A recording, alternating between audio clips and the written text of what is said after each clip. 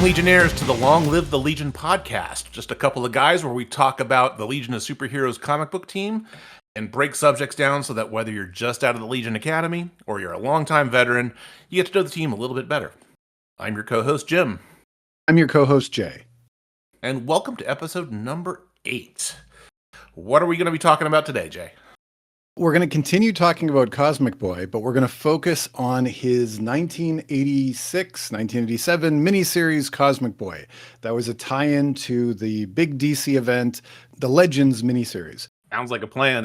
So, okay, well, why don't we start by, first of all, I guess this is kind of a tie-in to our last episode where we went kind of specifically deeper into the character of Cosmic Boy, Rock Kryn himself.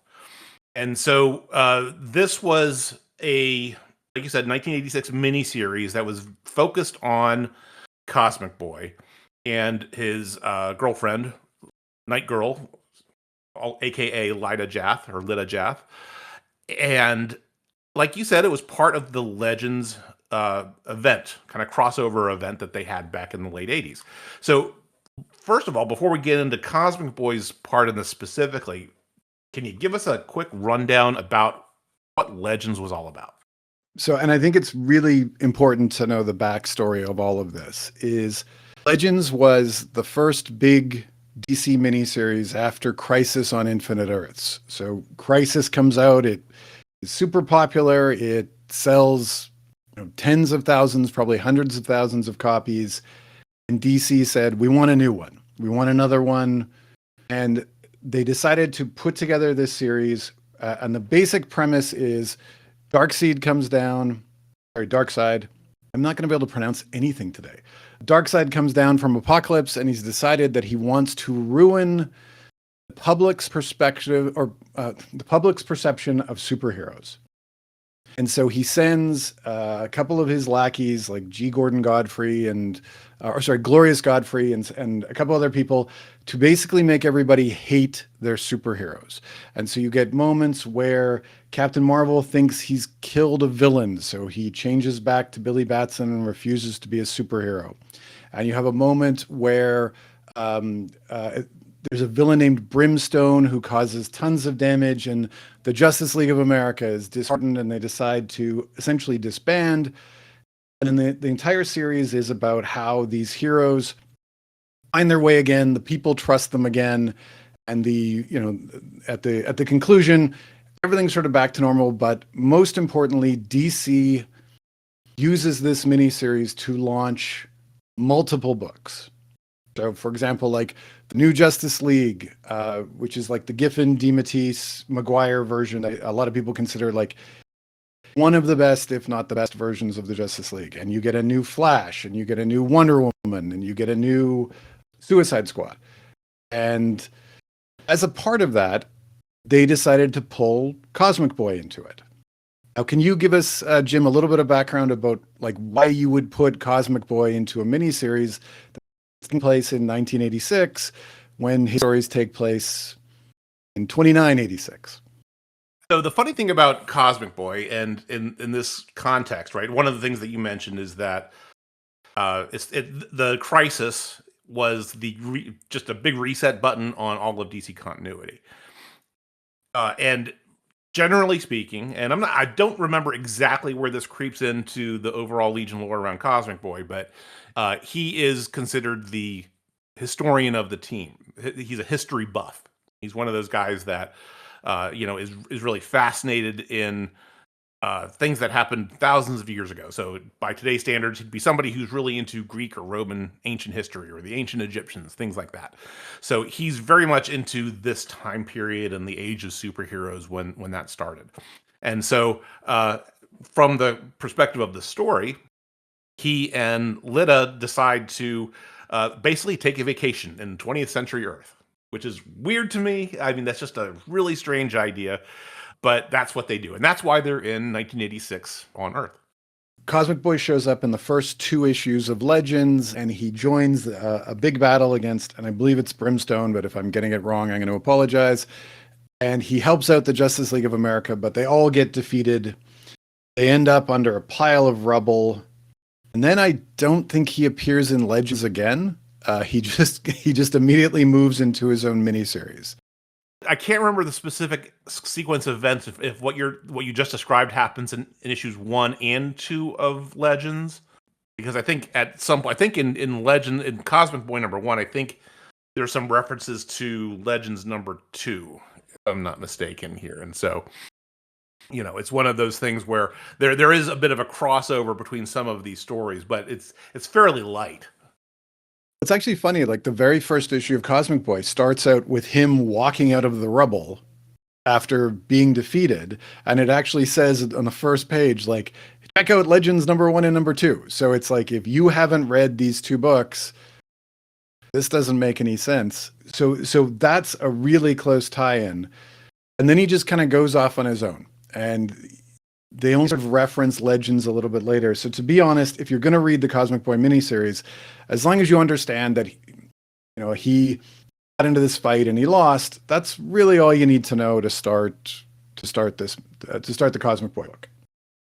Yeah. Other than that, other than the lead-in, it's fairly standalone. And let's be honest, right? The people who are going to be picking this up, or who would have been picking this up in 1986, would be Legion fans, right? Because they're the ones who knew who Cosmic Boy is, and it'd be really interesting. And I'm sure there's zero data about this, but if anybody who picked up the Legend series and saw new characters and they saw Cosmic Boy, if that was some kind of an impetus to pick up either the Cosmic Boy mini itself or the Legion, right? I'm just curious. I most likely not, just because comics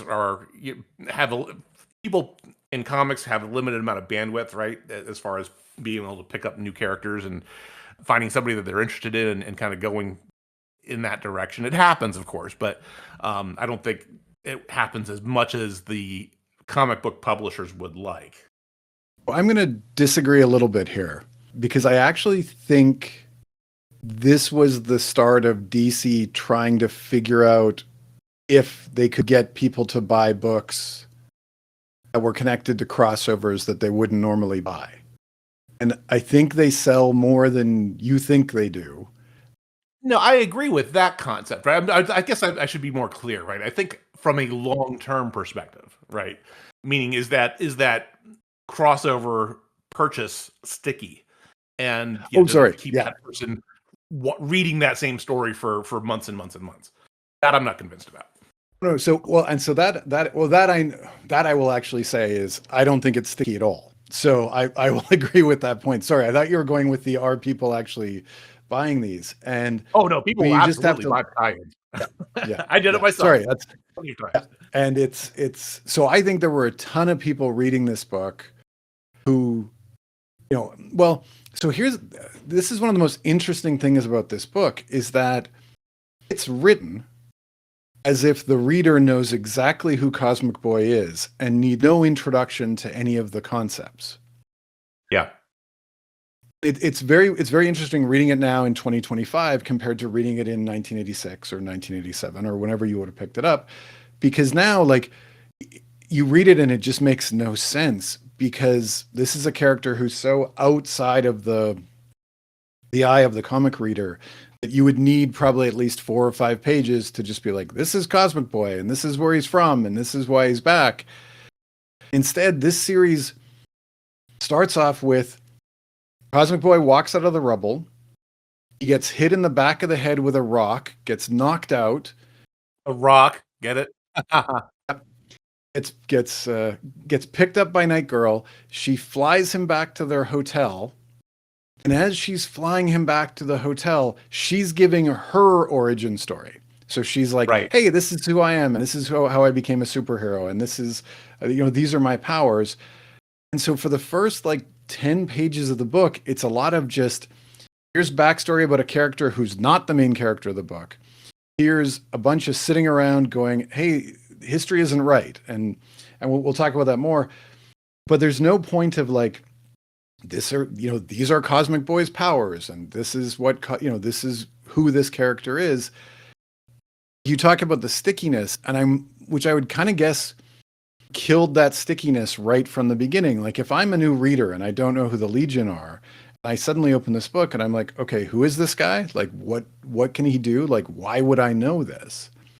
Mhm. It was a really weird read. Like, it really felt like, Paul Livitz is credited as the writer, but I'm pretty certain Keith Giffen broke the whole book down, and I'm fairly certain the two of them were working together on the plot. And it really reads like these two are like, everybody knows who this guy is.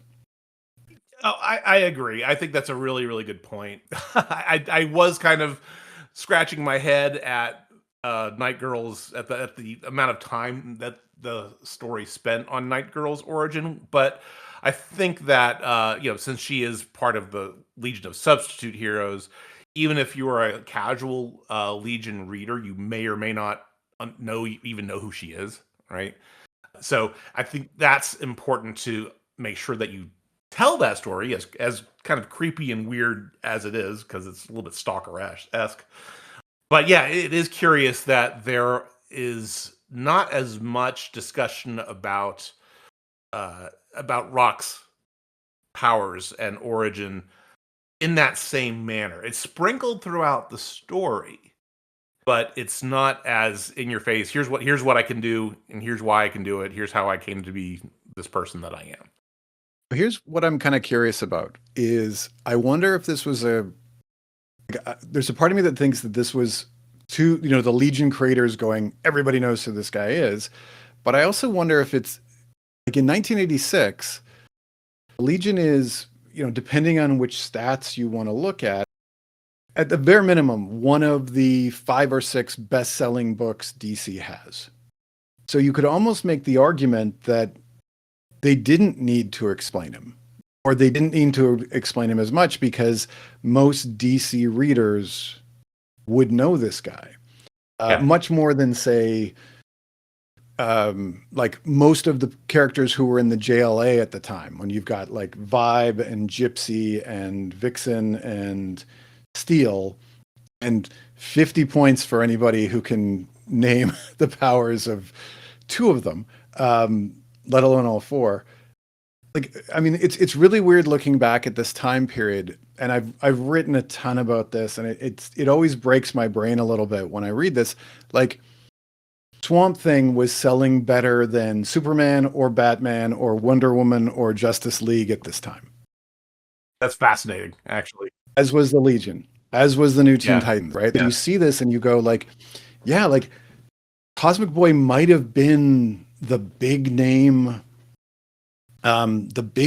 character miniseries, because his book is, I mean, it would be kind of the equivalent, I'm to kind of pick a character at the same time, it would be the equivalent of, say, giving Changeling, I know he's Beast Boy now, but at the time he was Changeling, his own 4-issue miniseries. Like, you wouldn't have to explain him because Titans are, your most popular book. So you can just publish it and it would be like today doing like a Red Hood miniseries.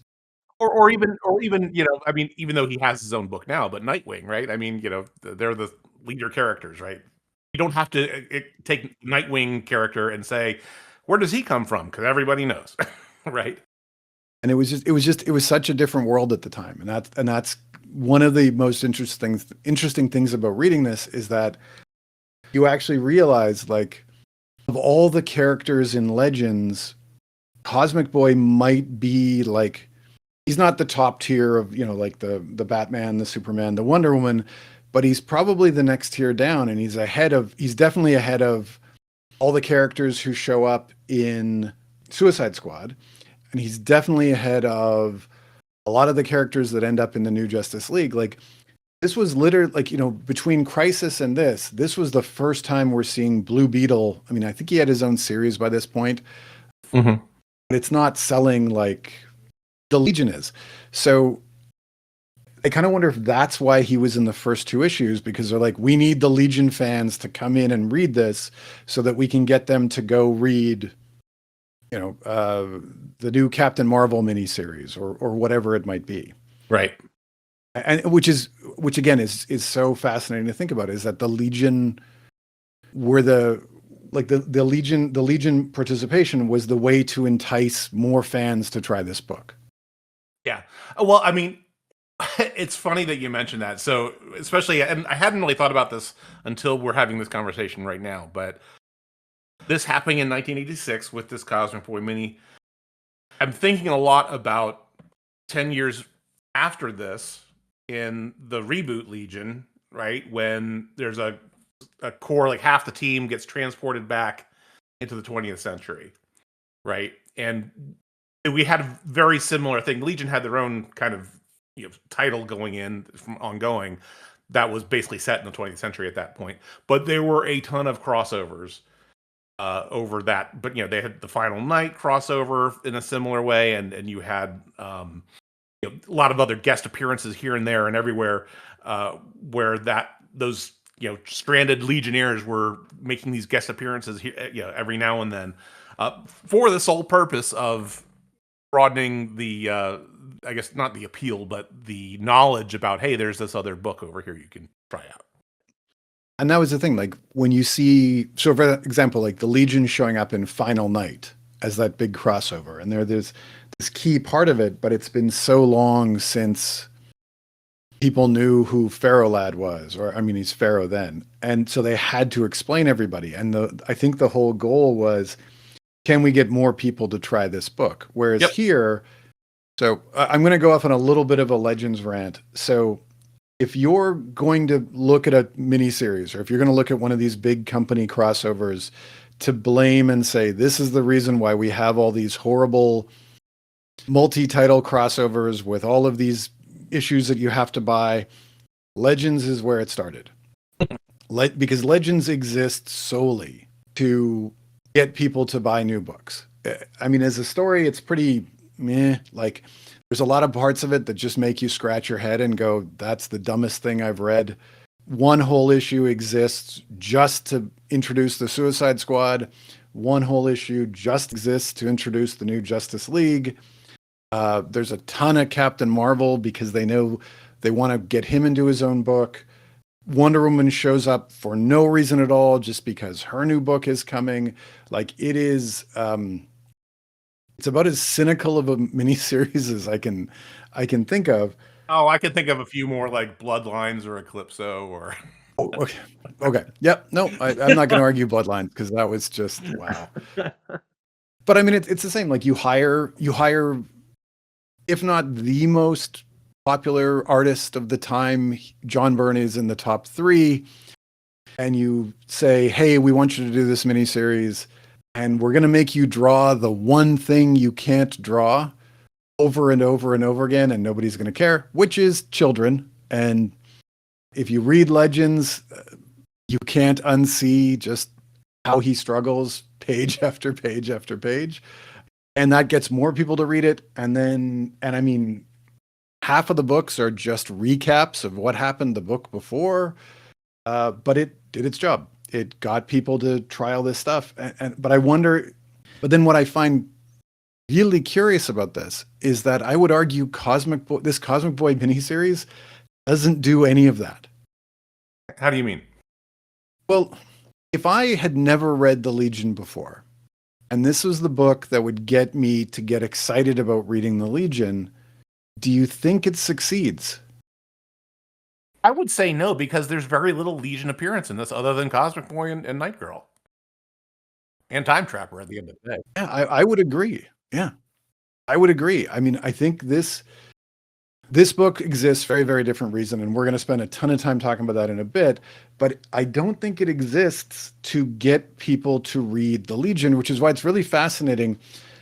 Very end of issue 4, there's a big full-page trade ad of like, hey, you like Cosmic Boy? Come read The Legion, and here's the next issue coming out.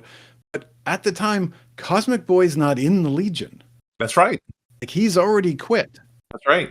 So putting him in this miniseries, it just doesn't make sense from a marketing standpoint. Like, if I was to go back and say, hey, this is going to be a big miniseries, and you could potentially add, let's say, 5,000 new readers if you do a really good 4-issue and you know, like a 4-issue story, and you take, say, like 6 of the most dynamic Legionnaires, like the ones that just leap off the page, and the ones who are like big time members in the current book, And the whole point of this is we got to give them a taste of the Legion. Like they do the opposite of that.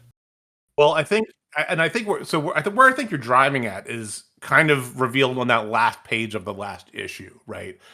Where they realized that they kind of screwed things up from a continuity perspective with Crisis and what they did with rebooting Superman. And the image on the last page where you see the Time Trapper and Superboy and Crypto is basically meant to say, hey, we understand that we made a little bit of a mess. We're going to clean this up. So stay tuned to see how we're going to clean this up. Right. And so that's the whole reason why this miniseries exists. Right? It's not about, like, I honestly don't think it's about Legends. It's not about getting new readers to the Legion. It exists because it's chapter, let's say, well, if you say Legionnaires 3 is the first miniseries where they go up against the Time Trapper, this is either chapter 1 or chapter 2 of Paul Levitz trying to clean up essentially what they, like, all the changes that they made to Superman, and then how that's going to affect the Legion. And so if you're a Legion fan, you're like, oh, okay, like this is step one, like, or, you know, this is what we're getting. But if you're not a Legion fan, yeah, you don't really like, care. you just kind of read this and go like, what the big deal is. So let's get into this real quick. So, and then get into the actual meat of the story, because you're hitting something that I put in bold in my notes about the crux of this story. Not the meaning of, you know, why DC is writing and publishing the story, but what it's the main theme of this is. Oh my God, Superman doesn't know who I am, even though we spent years together when we were younger teenagers. Superman doesn't remember me. What's happened to history and how can we fix it? That's the main thrust of what this story is all about. For anybody who doesn't know the background, I'm going to really, really quickly give you this. So, Legion of Superheroes does not exist without Superboy, which, you know, from their start in 1958 to 1985, 86, everything is fine. And then Crisis hits, and the first thing they have to do is they're cleaning up all their history, they're cleaning up all the continuity, and then DC goes to, and, you know, you're going to hear John Byrne's name a few times, goes to John Byrne, gives him an absolute ton of money, and says, we want you to reboot Superman. And Byrne says, cool, I'm going to give everybody the Superman that they know from the movies. And you'll remember in the old Christopher Reeve movies, there is no Superboy. So Byrne says, let's get rid of Superboy. Like, let's make it so that somebody who's never read Superman and who's only seen the movies, they understand this. So they wipe out all of that.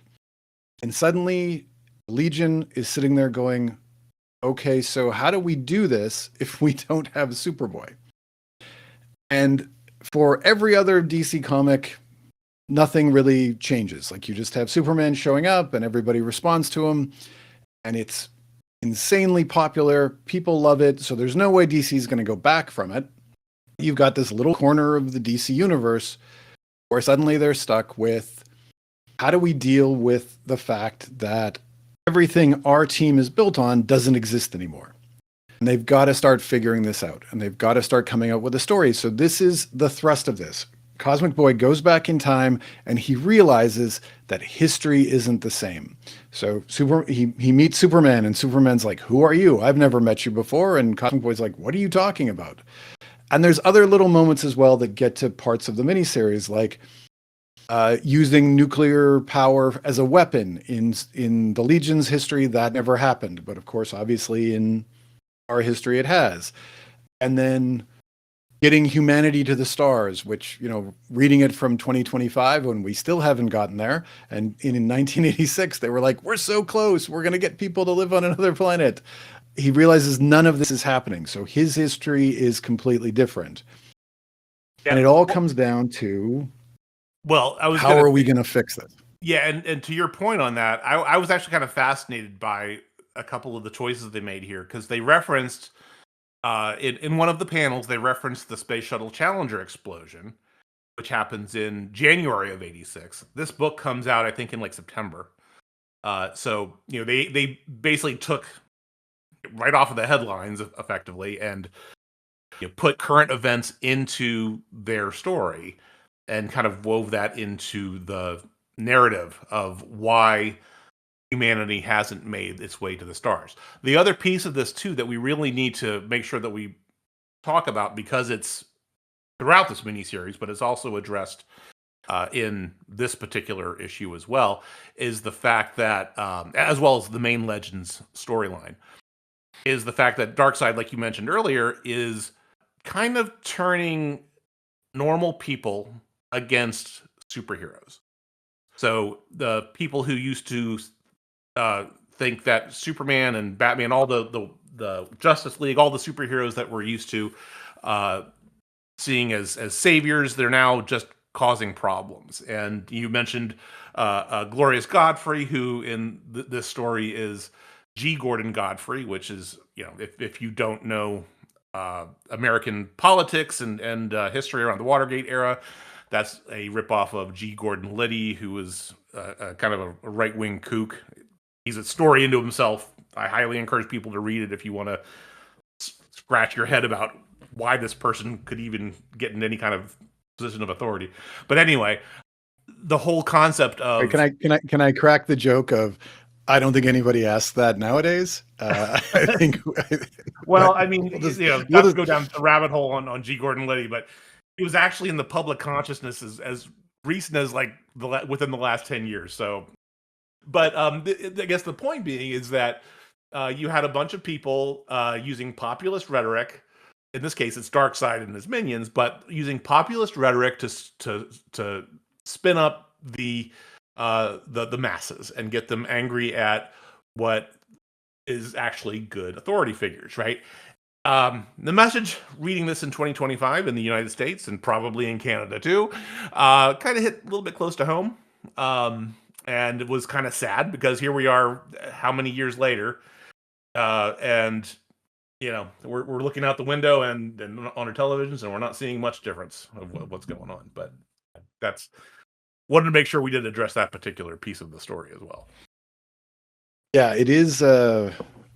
It is kind of sad when you get these stories and you realize that they could release it today and it would have kind of the same impact and the same connection. Yeah, we don't seem to learn as humanity, do we? Yeah. But yeah, I mean, I think I do. I thought it was a really, to kind of get onto that concept a bit. It was really interesting to sort of say, like, what would happen if everybody turned against the heroes? I mean, I kind of always read it as it was DC kind of doing the X-Men. Like it had a real, like, everybody hates us X-Men vibe. Interesting. And because there's always been those comparisons, like, what's the biggest difference between the Marvel universe and especially like DC universe? But when you think of like something like Civil War, and this was kind of an idea of like Civil War, of just like, you can't be a superhero, like, we're shutting you down, and Marvel would end up copying that. But even like just the entire run of the X-Men, of just everybody hates you and everybody's afraid of you, and that's what they were really leaning into on this. Well, what's funny? You mentioned X-Men. What came into my mind, and it was partially because of when this was released, as well as a lot of the stylistic choices, mainly from the art perspective and the page layouts. But I thought this was DC trying to do the Dark Knight Returns universe, but at the beginning when Batman is still younger, but before he's 20 years later or whenever that story takes place, just because of the way that the story was told on the page visually. Yeah, I can say, I think maybe I made that X-Men link just because of Byrne. Oh no, I mean, it's a good link. I think it's a great. But I can see your connection there too. Yeah, I mean, for me, from the art, right? So this is Ernie Colon, Keith Giffen, kind of combining forces here to draw this, and a lot of it is between the stylistic choices of the television news breaks that are, generally speaking, a page long, and a lot of times they kind of convey information of what else is happening in the Legends series. They have that same kind of visual, almost shorthand that Dark Knight Returns uses. Yeah, the Cosmic Boy miniseries definitely has that. It's a lot of, I mean, even with the the copied panels on the newscasters. Like it's the same panel over and over and over again. And yeah, I agree that was something that really stood out. It was very much a sort of a darker feel to it, and it had. I mean, he's not just doing 9 panel. There's, I think, like 12 and Oh yeah, 15 panel grids on some of these pages where it's just we are putting in so much information. I thought it was a really interesting book artistically. I don't think Giffen and Cologne mesh very well. agree. And this was a really weird, it was a really weird combo because it really just felt like it felt as you're reading it that Giffen had done all the breakdowns and then Cologne had gone over and filled them in. And then I think it's Bob Smith who inked it. Bob Smith is the third one. Yeah. Mm-hmm. Right. Comes in and finishes it. So all of the panel structure is Giffen and the choice of how they frame everything is Giffen. And Giffen at this point in time is very much in his Jose Munoz heavy inks, dark, and that's not Cologne at all. Like Right. light lines, and I mean, for those of you who don't know Ernie Cologne's career, I mean, this guy started like on the Harvey comics, right? Like Richie Rich and Casper the Friendly Ghost. So he's used to drawing these incredibly light, incredibly bright comics, and then you put him in this really, really dark story, and it just, stylistically, it just really struggled in some of them. Yeah, it was weird. In fact, I made a note where I like the art more at the beginning of the series versus towards the end. But yeah, the combination that you get, it's really weird because it's very stylistically, it's very 1980s or late 1980s specifically, right? And I'm reading this and reading this, I see echoes of like Jim Aparo in here. I see Chris Sprouse in some ways, but never in any way that is fully realized of any of them, right? It's just and Keith Giffen, of course, and Ernie Cologne, but it never really works like I think they need it to work. But that being said, it still kind of scratched a nice nostalgic itch from an 80s comics perspective visually.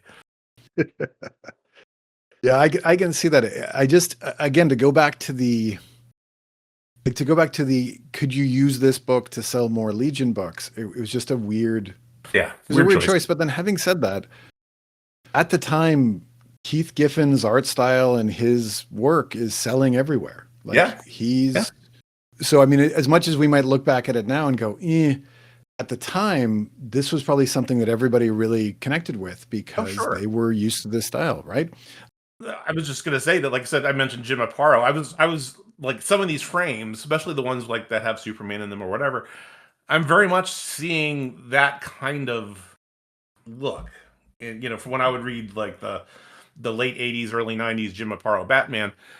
A lot of the visuals just kind of remind me of that. It's not the same, obviously, but it gives me that that kind of same feel that I would have when reading that story. It's a very 80s book, and it's and I agree. It's I think the Frank Miller influence, the Aparo influence. I can see that. And that's other good point, right? Dark Knight Returns came out at the beginning of '86 as well, so obviously it's going to be an influence to pretty much everybody else afterwards, even the folks who are established in the comics universe. Yeah, it's actually one of the funniest things about rereading this, and I'm reading it on my old copies, right? All the trade ads that are in it, like all the DC house ads. Nice. It is like you're just like, oh, that was an epic, and that was epic, and that was epic. Like this is a time, 1986, 1987. You've got Dark Knight Returns, you've got Watchmen, you've got Swamp Thing, you've got like DC's changing dramatically, and then every single book that's coming out is this big event, like Batman Year One. I mean, to kind of go like that's another one, kind of a Mazzucchelli feel with the heavy inks too. Yeah. This is like, this year, these 2 years, like DC is just hitting home run after home run after home run after home run, which is so fun to kind of go back and read this because you realize, like, as you're reading it, this is before the home runs. Like this is when they're still figuring out where they're going. Yeah, Um, yeah. and it's fun to see the house style, and it's fun to get that feel back. So That's really cool because I'm only reading this on digital online, so that's neat that you get a chance to look at the ads. You know, kind of how it's meant to be read in some ways. yeah, and it's always one of those where you forget when these things were happening or what was going on at the time, and then you see the ads and you're like, oh yeah, like this was when. I remember, 1986 walking into the comic shop and, there's that, like, hey, there's this new series. What's it called? And then you'd go check it out. And there's so many things that you'd never seen stuff like that before. And these ads are drawing your attention to it. And that is one thing I so miss reading digital. Like when you're reading something digitally is you really wish I mean, I know it sounds crazy to say, but you kind of wish they kept at the bare minimum the house ads. Yeah, But sometimes yeah, for sure. you see that back page and you're like, I want to buy X-ray specs, or I want to buy sea monkeys, or I want to like. I was going to ask you if you had those ads in your copy. That's funny. So it's well, the funniest for me is when you get into the 1990s and every back cover was a movie ad Yeah, for DC, yeah. and it's literally like, I remember this movie. And some of them are like the movies have just completely disappeared. Like nobody talks about them, but it's kind of that little piece of history. So, For sure. well, there was a nice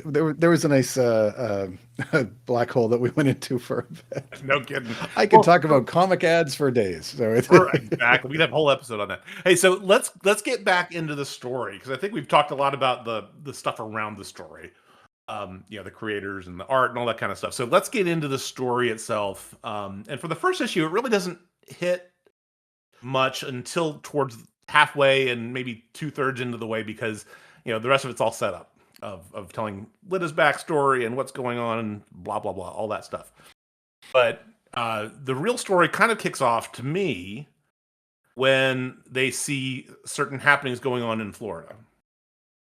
yeah, so there's a space shuttle launch, and there's a certain payload that Cosmic Boy says is really important, but to be honest, they never give you any more than that, or I don't remember it. Never really do.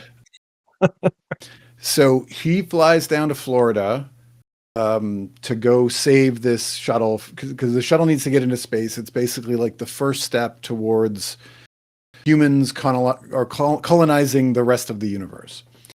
And he goes down, and there's a huge protest because the payload is nuclear. And there's a bunch of people protesting saying they don't want nukes in space. So Cape Canaveral is overrun. It's this huge gong show, and the shuttle explodes. Cosmic Boy saves the payload, but then has to essentially fight off these riders, but not so much. It's more just no, it's not the riders. Security guards start shooting at him. Yeah, and he gets actually shot. He actually gets shot. Yeah, and that's really only like the last 10 pages of the story. Like you're right, it takes them a long time to get into what they want to get into. But when they do it, it's like, okay, so we have something exciting or something's going on. And there's some really great, I mean, we talked about the art before. That one panel of him saving the payload, like it's just a great image. There's some great art when the story gets going. And so they end issue 1. Okay, what do we do? Well, we've got to go break in. We've got to find the payload is basically what they say. So that takes us to issue 2. Right. And in that case, and so that one, they actually go to Houston. Just for the record, no idea how they're able to pay for plane tickets or clothing or anything like that. They're just pay no attention to the means of our transport. That's okay. And it's 1986, so like actual public, commercial transportation to get to Houston. And so like no IDs, that's irrelevant. We don't care. Well, it was the 80s. It was the 80s. So let's be fair. Exactly. When you could just walk onto an airplane with a driver's license. That was about it. I'm trying to remember. Here's the thing. So remember in Back to the Future when Doc Brown had his suitcase full of money of like different eras? That's what I think they had. They had some kind of suitcase that, Brock has some kind of a bag, and it has currency from all kinds of time periods, mainly the 20th century, because that's his thing. So they had like stacks and stacks of cash that they would just kind of throw around because, Not only do they buy plane trip tickets, but Lita buys them contemporary clothing, so they don't have to be walking around in their costumes and stuff. So yeah, But of course, because it's a comic book, only one change of clothing. of course, of course. Also because it's a comic book, clothing that's incredibly easy to rip off. So Velcro wasn't even that big at the time. So yeah.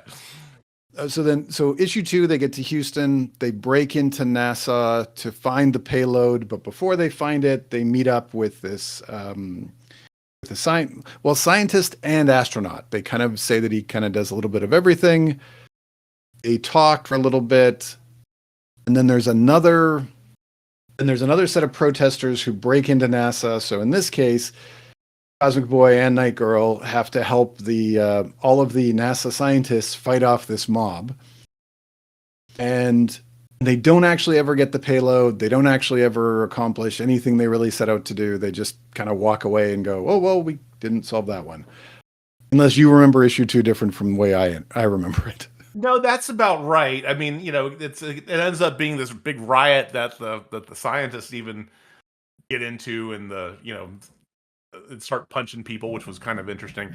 But one of the things but you're right. I mean, nothing really happens other than this riot and this fight. But what's interesting to me is that when the fight starts, Rock and Lita are there in their civilian clothes, just fighting like everybody else, right? But then at some point they're like, what, screw this, we're gonna go full out superhero, and then the clothes rip off, and then in their costumes, of course, Night Girl's costume is not hideable from what she's wearing as her city clothes, so whatever.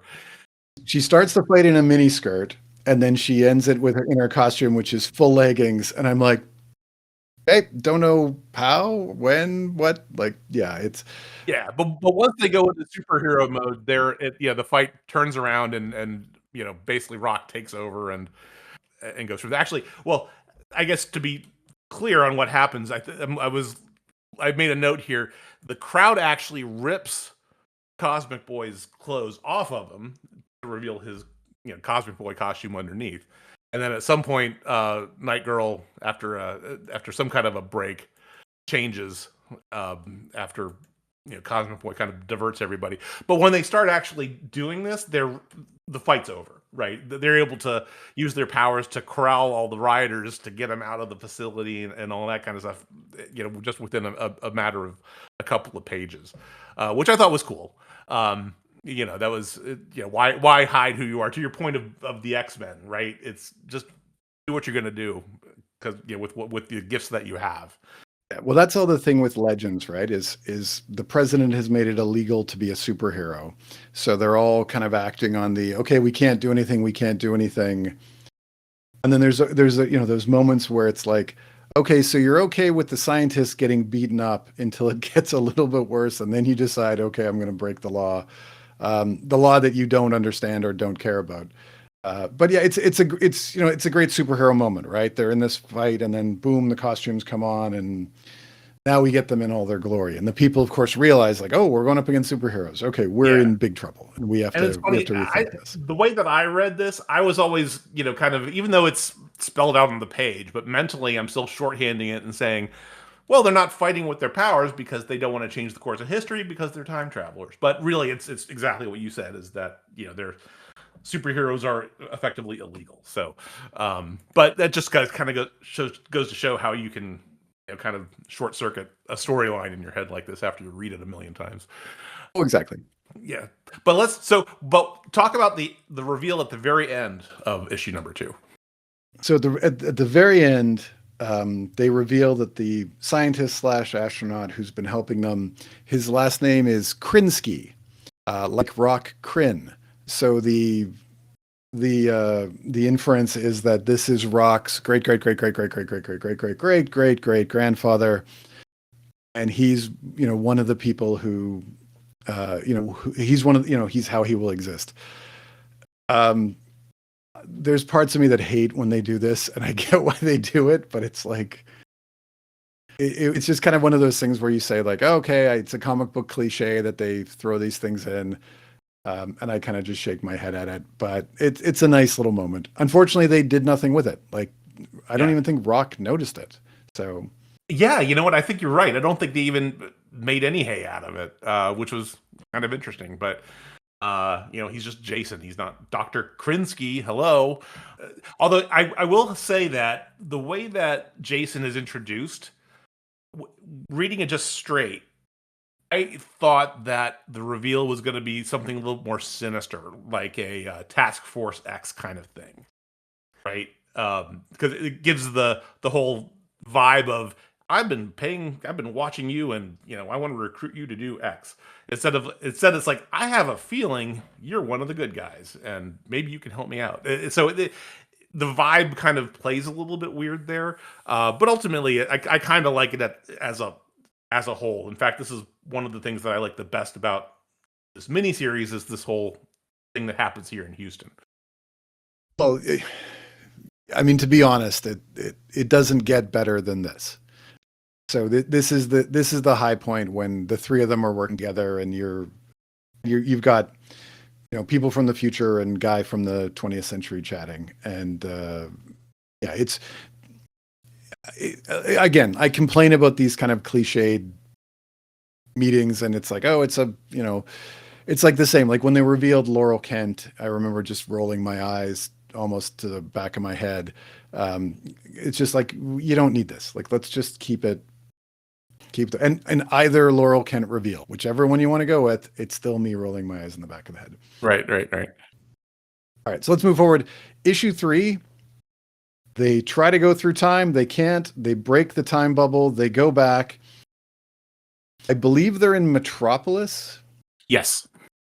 Luckily, Jason has been put on leave, so he's able to travel from Houston to Metropolis to help them get all of their equipment that they need to fix the time bubble. So if you want to talk about changing time and having an effect on the past, they literally just helped a scientist from NASA learn about how time bubbles work. Yeah, I know. So they do it again. It doesn't work again.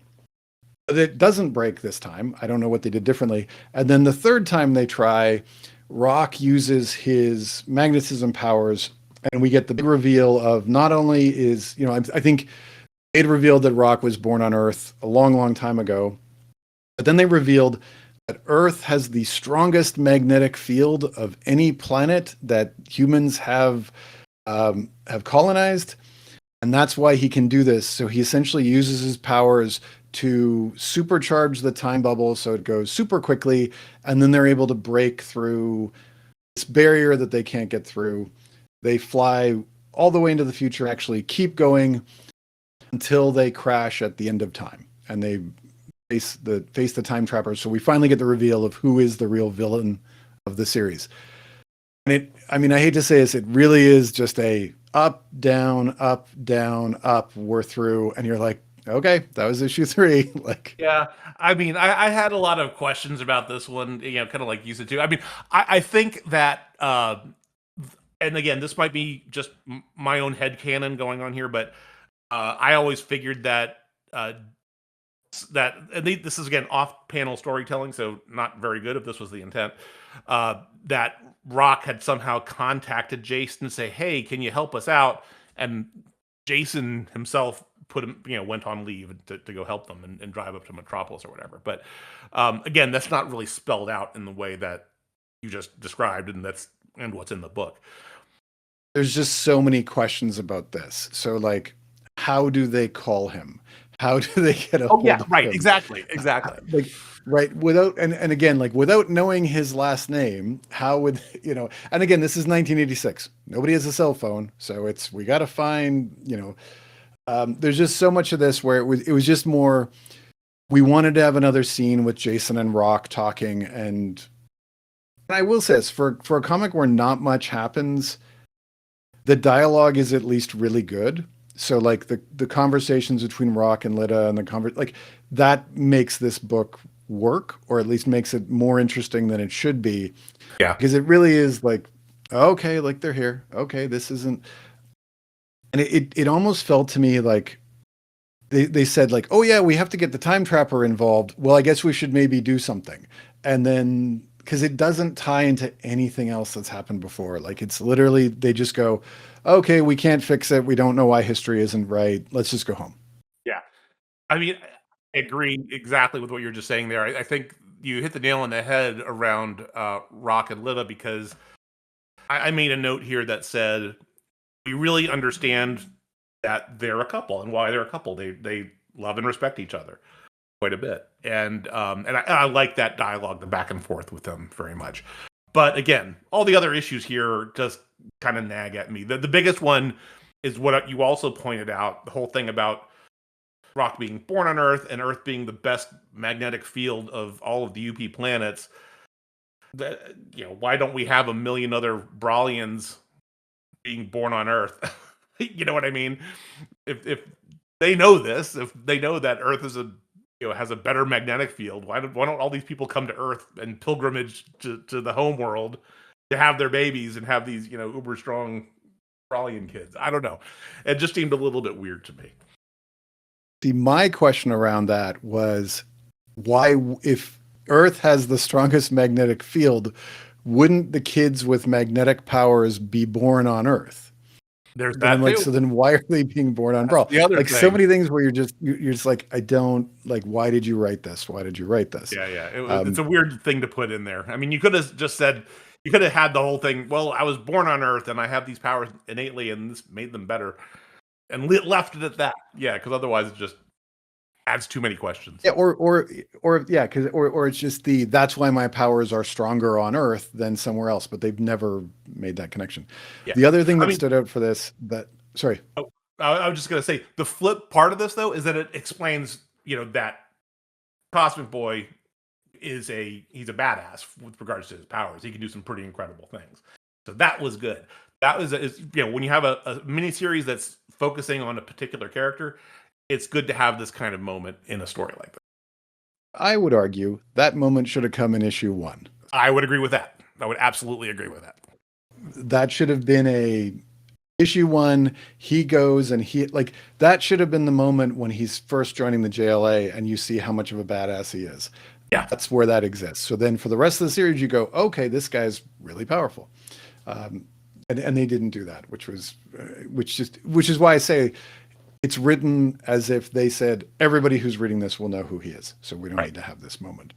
The one other thing I was going to mention, sorry, just to go back, is when they're getting the time bubble out of hiding.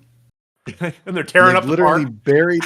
Yeah, they've buried the time bubble under a tree, I think, and Night Girl literally rips this tree out so you can see the roots. And all I'm thinking is like, man, all this environmental damage. And but again, in 1986, nobody would have cared. Like they're like, it's a tree, who cares?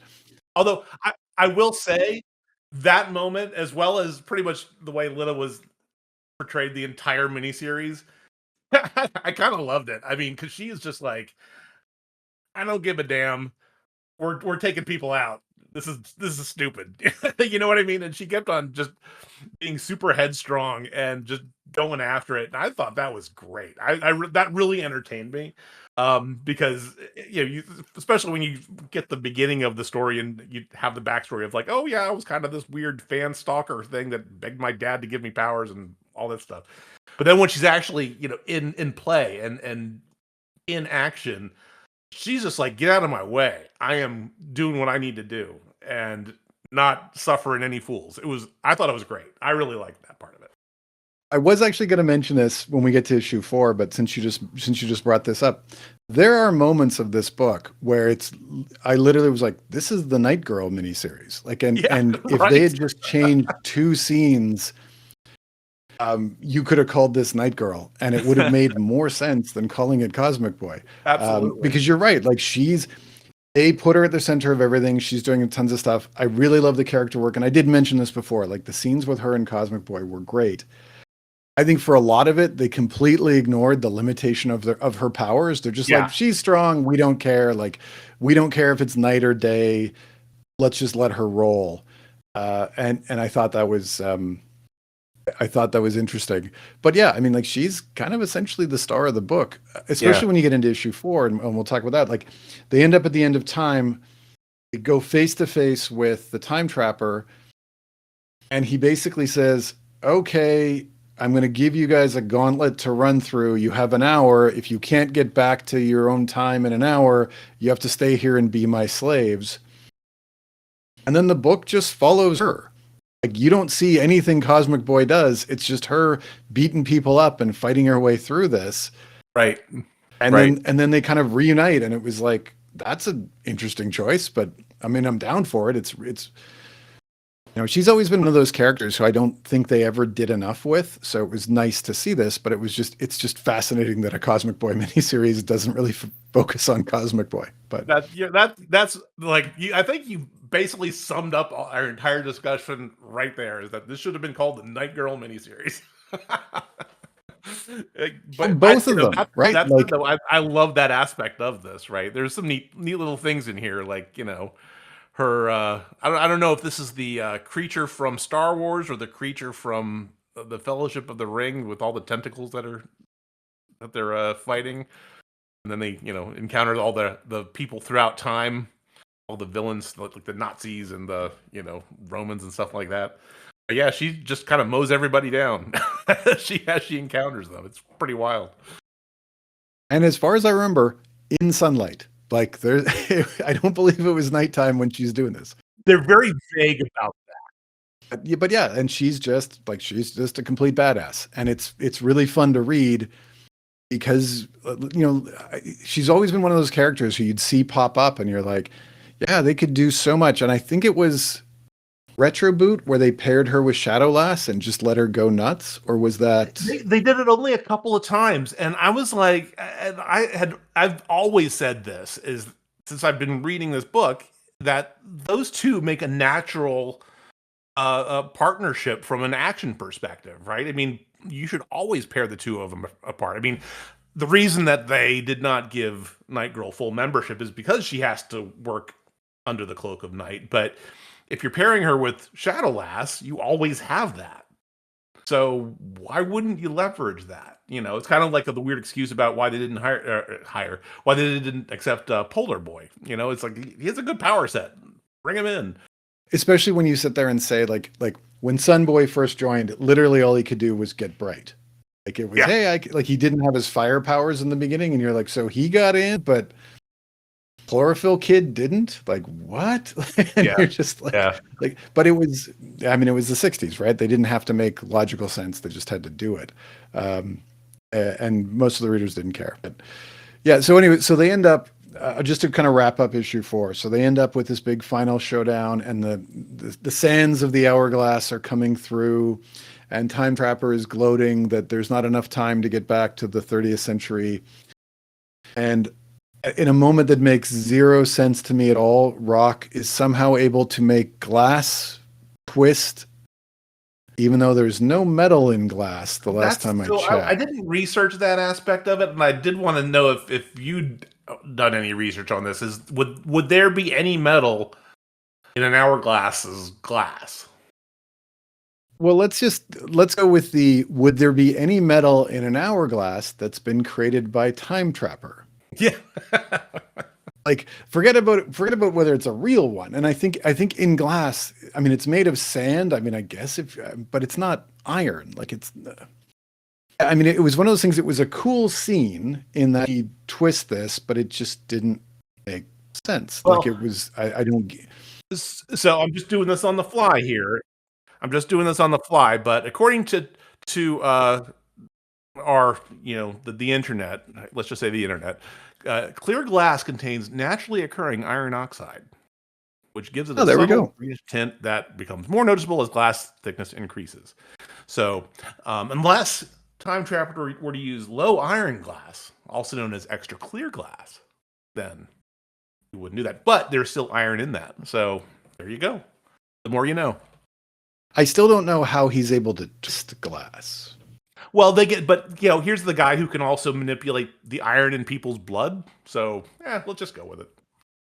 There we go. So, all right, we'll go with that. That's fine. Thanks to the internet. Thanks to whatever search engine you use to get that. All right, I'll let that one go then. Anyway, so then they find out that The time trapper says, "You beat me. Nobody can travel through time anymore. I'm closing this forever. So go back to the 30th century and warn everybody." So they go back, and that's what they do. And then that leads into a storyline in the Legion where, and it leads to the whole big end of Superboy and death of Superboy. And I'm sure we will cover that in a later podcast. Oh, for sure. This is step one. This kind of gets it here. Let's say this, like, final thought. What's your, like, would you recommend this miniseries? Would you people should check this out? I would say, yeah, give it a look through, just because I think, just honestly, just for Night Girl, just because it's that's the best part of the story for me. But it also has some really nice moments. I think, for me, like you mentioned, issue 2, I think is the big one, is the good one. But also, you get a little flavor of the time trapper here as well, and that's nice. He's a very humorous guy, by the way. He does a lot of laughing, so that's always kind of a nice thing. And yeah, I think overall, I think yes. Are there better Legion stories and better Legion minis? Yeah, but this is good, and it's kind of neat, I guess, from from the Legend standpoint, in that it's a tie-in, but it doesn't tie in too much to it, so you can kind of read it on your own. So I would say check it out. I would say if you go in knowing that, like, it's going to meander a lot and it kind of exists solely to set up another story, I think it's good. I'm going to ask you this, and I mean this in the nicest possible way. What is a better Legion miniseries than this one? Legion mini.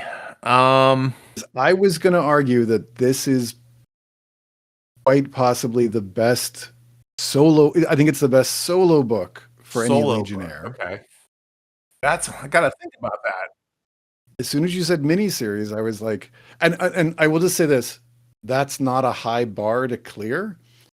Well, do you consider a mini? What do you consider a miniseries? I guess is the question. I would say 4 to 6 issues. Okay.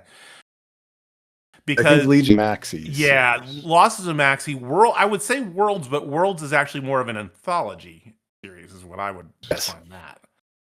And honestly, the only other one I can think of is, well, I guess there's a couple. There's the Justice League versus the Legion that we won't mention. And this is definitely better than that. Meaning Cosmic Boy is definitely a better miniseries.